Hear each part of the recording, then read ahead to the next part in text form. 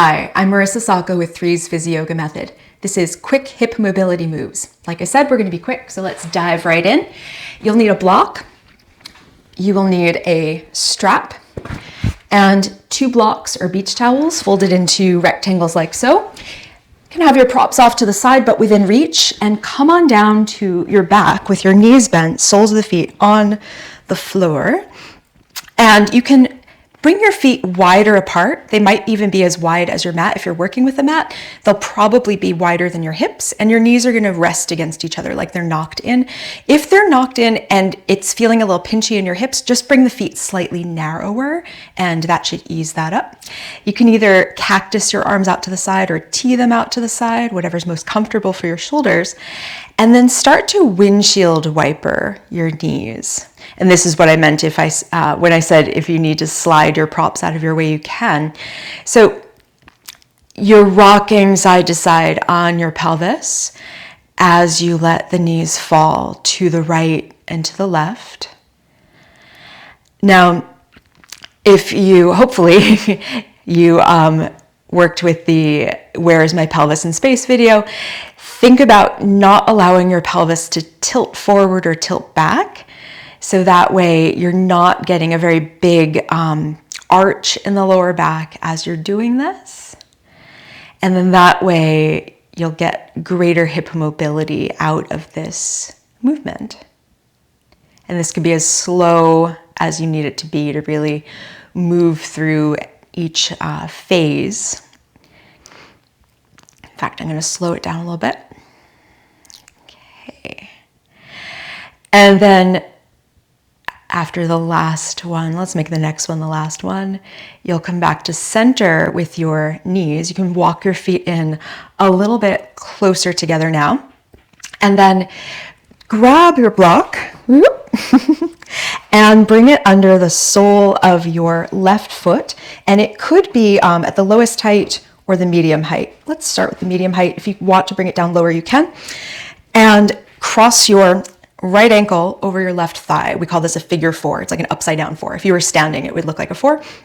And you can either stay here if in your right hip, particularly the back of the hip, like deep under your butt cheek, if you feel a stretch there, just stay here and just try to settle into that stretch. If you're here and you're like, I'm not really feeling much of anything, you're going to grab a hold of the back of your left thigh to bring the legs closer to your chest. Try to keep your shoulders relaxed. So in other words, if they're starting to kind of like pull up off the mat, let them drop back onto the mat. Let your neck be easeful.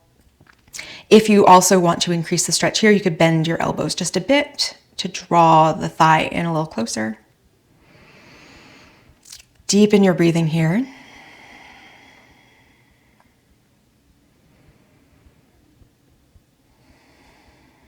And then go ahead and let go of your thigh if you have a hold of it.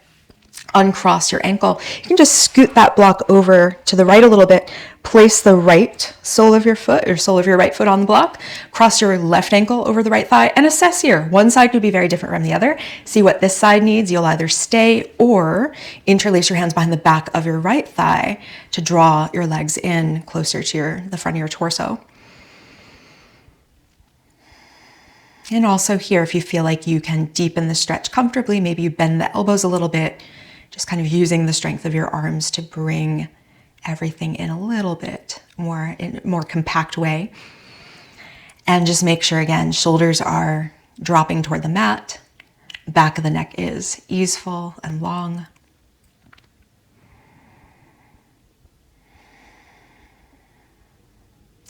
And then you can let go of the thigh if you're holding it. Uncross the ankle, and then scoot the block out of the way and take a hold of that strap. You're going to put, my strap is absurdly long and it doesn't need to be, so don't worry if yours is not. You're going to bring the sole of your right foot into the strap and you're going to hold the two sides of the strap like the reins of a horse.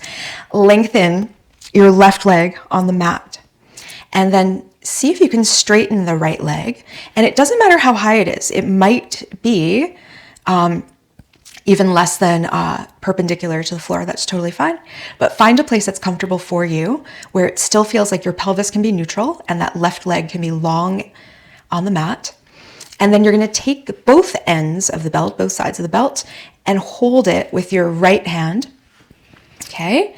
And then bring your left arm out to the side. That will give you a little counterbalance there.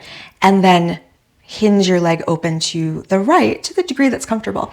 If this feels like a very intense stretch, that's probably a bit much, you can use a block under the outer calf for some support there, and you'll still get quite a stretch, but you won't overload the nervous system with sensation.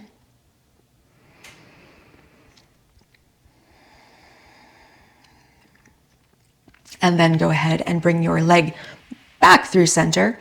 You're going to switch hands. So now your left hand is going to hold both sides of that strap. And you might even get that block ready. Bring it on over to the left, so it's there. And as you cross over with the leg, maybe the calf rests on the block. I'm getting a little bit of a spinal twist here. And there's a lengthening through the outer hip. And then go ahead and bring your leg back through center. You can bend your knee to bring the foot out of the belt. Lengthen the right leg on the floor and just feel the two sides of your body. Notice any differences. And then bend both knees once again. You're just going to do the same with the other side. So the left foot goes into the belt, that is. Hold on to the two ends of the belt with both hands. Lengthen your right leg along the floor. And again, the leg might be any height, doesn't matter. And you'll pass the belt to the left hand this time. You'll open the leg out to the left and maybe rest the outer calf or outer ankle on a block or not. And take a few deep breaths here.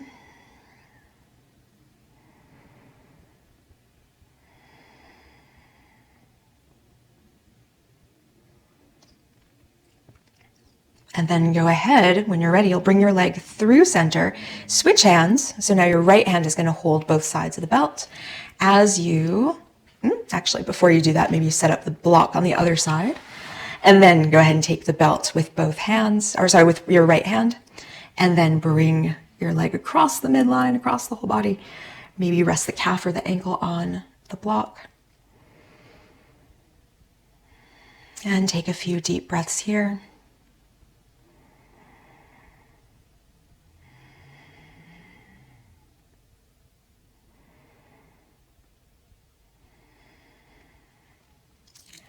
Go ahead and bring your leg back through center. Once again, bend both knees, unloop that belt, move it off to the side.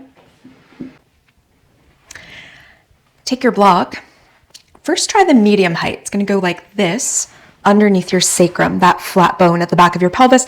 If that feels too high, and you'll know if it feels like tense in your lower back, or once we get into this next move, if it feels too high, you can adjust it so then it'll be at the low height under your sacrum. You can take a look over here. If you can't see, it's like this under there. Okay, so now once you are situated with your sacrum, the flat bone of the pelvis, at the back of the pelvis on the block, go ahead and lengthen your right leg. So you'll straighten the right knee and your right heel is on the floor. And take a few deep breaths here. And remember, once you come into this, if it feels like the block is too high, try the low height.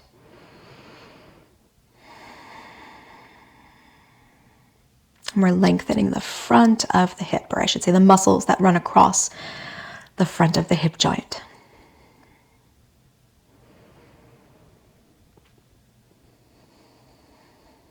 And go ahead and bend your right knee. Right sole of the foot is on the floor. Lengthen your left leg. So as you straighten the left knee, your left heel will be on the mat. And check in here. It could be different side to side. If this side is not feeling like the medium height block is agreeable, go ahead and switch it to the low height. Deepen your breathing in this position.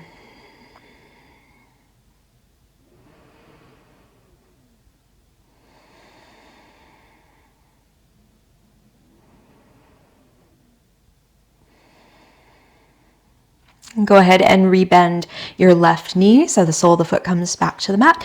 Lift your pelvis up and slide the block out of your way, and then bring your pelvis back down onto the mat. So now this next move is going to be more active. So that last one was a passive bridge supported by the block. This one is going to be more active. So as you press into the soles of both feet, lift up your pelvis and use your glutes to lift up. And then go ahead and slowly lower the pelvis down. Press into your feet, use your glutes to lift up and slowly lower down. Press into your feet, use the glutes to lift up into that bridge. Slowly lower down. One more time, lift up. Slowly lower down, take a little rest. So if that felt easy for you, you could lift your left leg, press into the right foot, lift your pelvis up, and lower down. If you're like, no way, then keep both feet on the ground. We're going to do 4 more. Lift up, lower down, lift up, lower down, lift up, lower down. Last one, lift up and lower down. So if the leg was in the air, bring the sole of the foot down and you'll switch. And again, if it feels like too much to have one leg in the air, you'll do this with both feet on the ground. So this time the right leg would be up if you're doing this variation. Go ahead and press into the left foot. Use your glutes and your left hamstring to lift up and lower. Lift up and lower. Lift up and lower. Lift up and lower. Lift up one last time and lower. Go ahead and bring the sole of the right foot down as well. Okay. And then hug your knees into your chest and just gently rock a little bit side to side.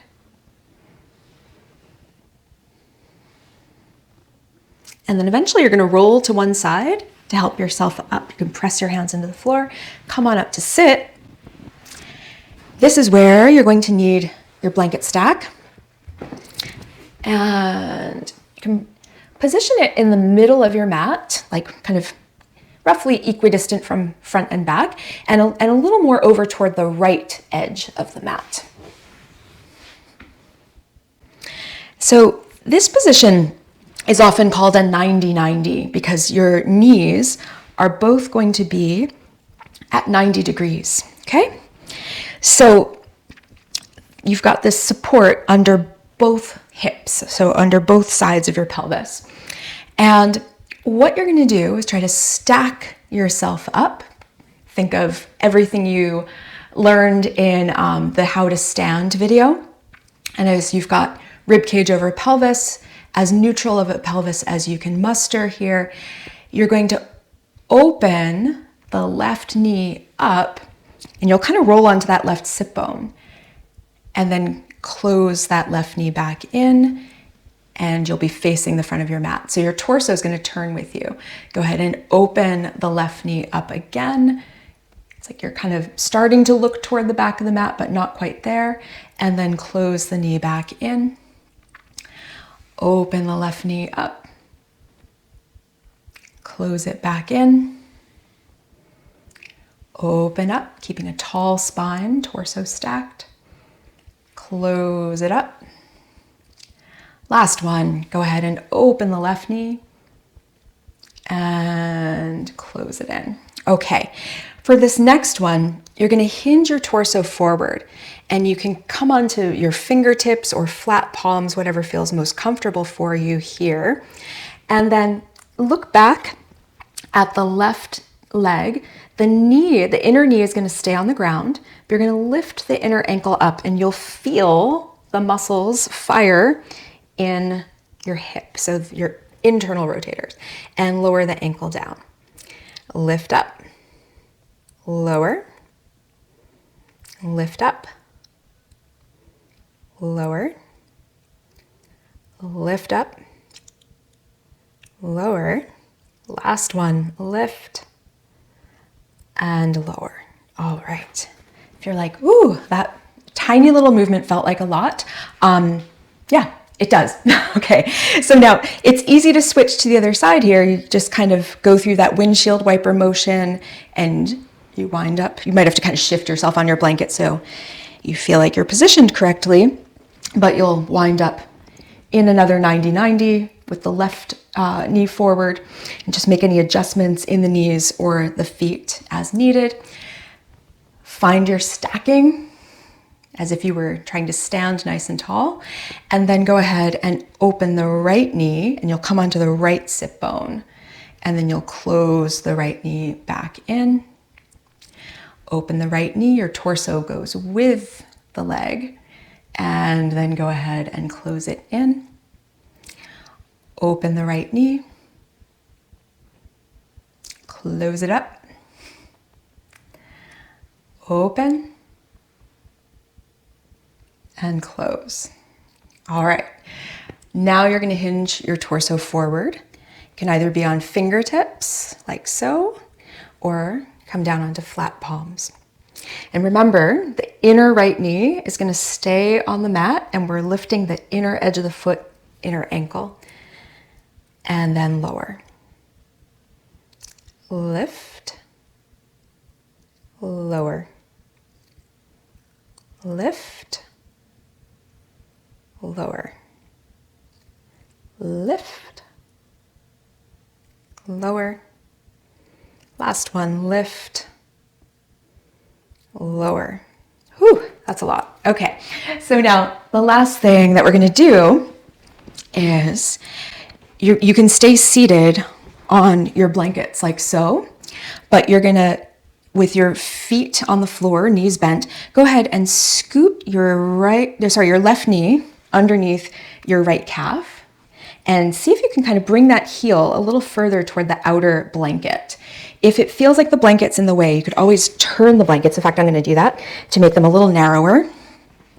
Okay, and then you might stay exactly like this, or if it is possible to stack the knees like so and have the feet equidistant, the same amount of space away from the sides of the blanket, maybe you do that. If this is causing one side of the pelvis to hike up off of the blankets, or if you feel like you can't really sit up tall and you're rounding, then definitely just do the first variation, which is left knee tucked under right calf, and you will still feel quite a bit of a stretch in that left hip, or both outer hips most likely.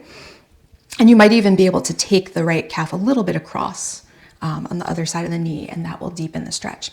Now, whichever variation you're in, if you can keep both sit bones on the blankets and start to walk your fingertips forward a bit, you can deepen the stretch here.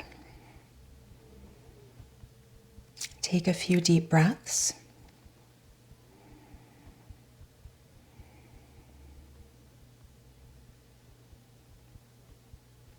And go ahead and walk your fingertips back in so you're seated upright.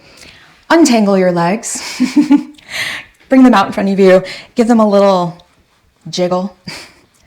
And then rebend your knees, soles of the feet on the floor. This time you're going to take your right leg and tuck it underneath your left calf. And maybe you stay here. Maybe this feels like plenty for your hips. Maybe you take this left calf and cross it over the knee. That will deepen the stretch. Maybe you stack the knees and both heels will be about the same distance away from the blanket. See which feels appropriate for you. Pick one where you can feel like you are able to have a neutral pelvis, rib cage stacked on top, all like your how to stand video. You might stay upright like so if this is already feeling like a lot. If you feel that you can go deeper, you would walk your fingertips forward to deepen the stretch. Breathe deeply here. And just a note on deepening the stretch, right? It's not about trying to like win any kind of stretching prize. It's just a matter of, there are some people where they come into it and they're like, I don't really feel anything.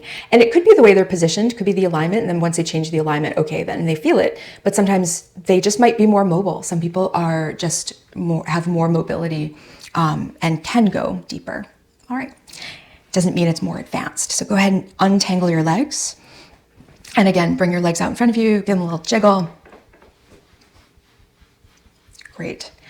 All right, so those were just some very quick hip mobility moves, and we're not reinventing the wheel with any of it. Very straightforward to give you a well-rounded hip mobility practice.